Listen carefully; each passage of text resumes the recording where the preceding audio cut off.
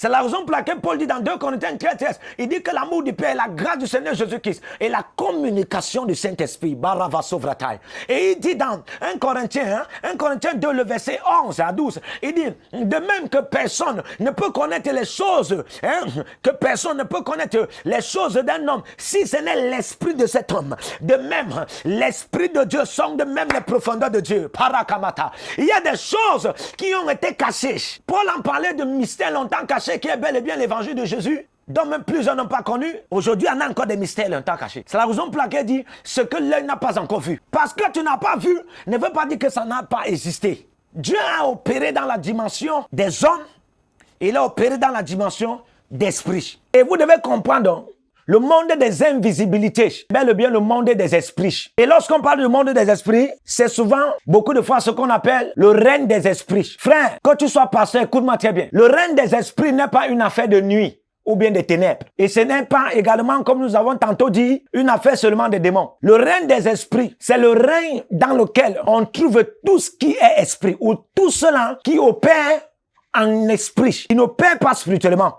Il y a une différence entre le règne spirituel et le règne des esprits. Il y a une grande différence entre le règne spirituel et le règne des esprits. Vous pouvez être, par exemple, lorsque Jésus demande aux apôtres d'aller prier à la chambre haute, vous savez, lorsqu'ils partent là-bas, ce sont des hommes spirituels. Dès qu'ils sont déjà assemblés là-bas, écoutez-moi très bien, cette chambre haute devient un règne spirituel. Vous savez pourquoi? Parce que les enfants de Dieu y sont. Donc le règne spirituel est un règne où on trouve des hommes qui opèrent spirituellement. C'est-à-dire que quelqu'un a la nature, quelqu'un a une nature naturelle et en même temps a une nature surnaturelle. Donc quelqu'un qui porte le surnaturel par le naturel et le père. Quelqu'un qui transporte, quelqu'un qui transmet le surnaturel par le naturel. Par exemple, votre corps physique est ce que la Bible appelle le temple du Saint-Esprit.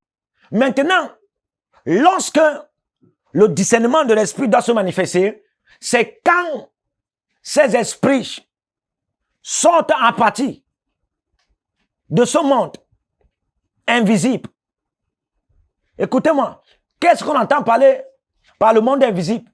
Vous pouvez être là. Vous savez que le monde invisible, qui est encore le monde des esprits, vous savez que ce n'est pas une affaire d'abord de ténèbres, de la nuit ou bien des rêves. Non.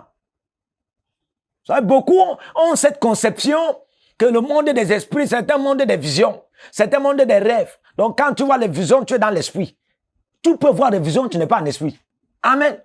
Quand tu vois des rêves, frère, le monde des esprits, ce n'est pas une affaire de nuit, ténèbres, rêves, visions d'abord, non. Là où vous êtes assis, tout ce qui est physique, c'est en partie de ce qui est esprit. C'est comme pour vous dire, de même que le soleil, il n'y a pas une différence entre le soleil et la lune. Il n'y a pas une différence. Écoutez-moi, les voitures que vous voyez circuler, les avions, il y a aussi une dimension d'esprit de cela. Il y a des avions esprits, il y a des voitures esprits, il y a des hommes esprits, il y a des maisons esprits, il y a des voitures, des véhicules, des motos, des bicyclettes, des vélos, esprits. Il y en a également physiques, des arbres, des montagnes, des collines, des vallées, des savanes, des déserts, des océans, des îles. Tout ce que vous voyez physiquement, tout près de tout cela, il y a l'esprit de cela. Comme pour vous révéler, c'est ainsi parce que tout ce qui est physique a un esprit pour être spirituel. Comme pour vous dire, à cause de cela, rien n'est physique sur la terre.